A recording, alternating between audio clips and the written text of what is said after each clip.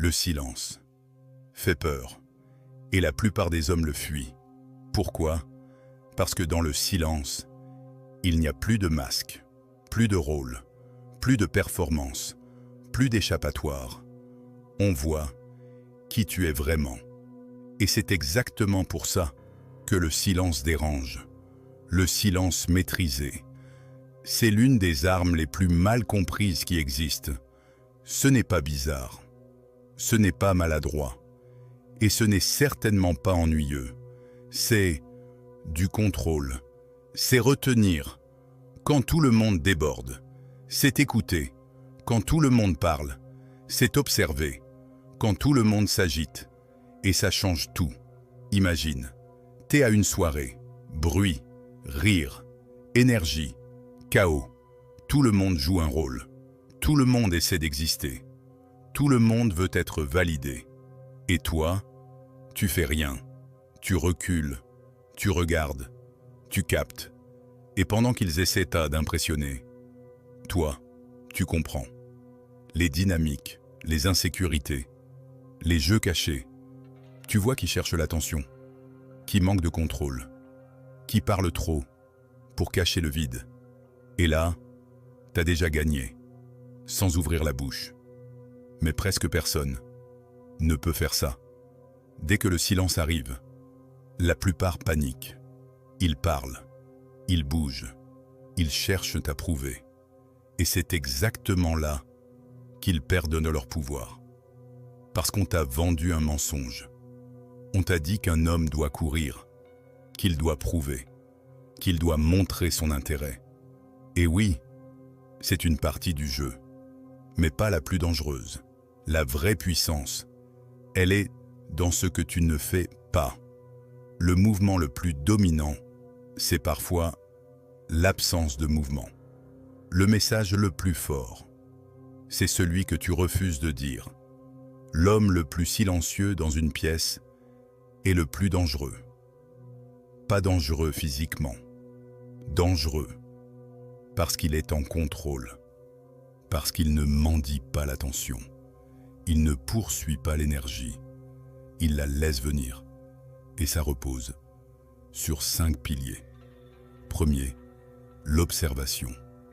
Un homme silencieux voit tout. Il lit entre les lignes. Il remarque ce que les autres ignorent.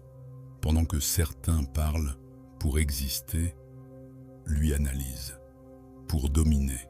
Deuxième, le contrôle de soi. Il ne réagit pas, il choisit. Chaque mot est calculé, chaque action est intentionnelle. Pas d'impulsion, pas besoin de prouver, juste du timing. Et le bon timing bat toujours la vitesse. Troisième, la confiance. La vraie confiance est invisible. Elle ne cherche pas l'attention. Elle ne force pas la validation. Elle est là. Point. Les hommes bruyants, souvent, ils compensent. Ils remplissent le vide parce qu'ils ne le supportent pas. Mais un homme qui peut rester dans le silence, sans bouger, montre une chose. Il n'a besoin de personne pour se sentir solide. Quatrième, l'impact. Le silence crée une tension, une attente presque inconfortable. Les gens commencent à se poser des questions. Pourquoi il ne parle pas? Qu'est-ce qu'il pense? Pourquoi il n'a pas besoin de se vendre? Et quand il parle enfin, tout s'arrête. Parce que quelqu'un qui parle peu n'a pas le luxe de dire des choses inutiles. Ces mots frappent, direct. Cinquième, l'intelligence. Un homme silencieux pense en profondeur. Il traite l'information, il planifie, il anticipe. Il ne joue pas le même jeu. Pendant que la majorité réagit, lui construit. Pendant que la majorité parle, lui prépare son coup. C'est pas le même niveau. Ce n'est pas la même stratégie. Alors comprends bien ça. Le silence n'est pas vide. Le silence est plein. Plein d'analyse. Plein de contrôle.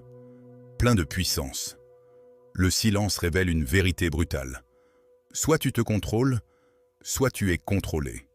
Soit tu maîtrises ton énergie, soit tu la gaspilles pour impressionner des gens qui t'oublieront demain. Le silence, c'est là où les faibles disparaissent et où les hommes dangereux prennent l'avantage. Pas les hommes violents, les hommes disciplinés. Ceux qui savent que la puissance la plus rare, c'est de ne pas avoir besoin de la montrer. Et la plupart des gens parlent, pas pour communiquer, pour se fuir, parce que le silence expose. Le silence ne ment jamais. Et c'est exactement pour ça que la majorité s'enfuit dès qu'il apparaît.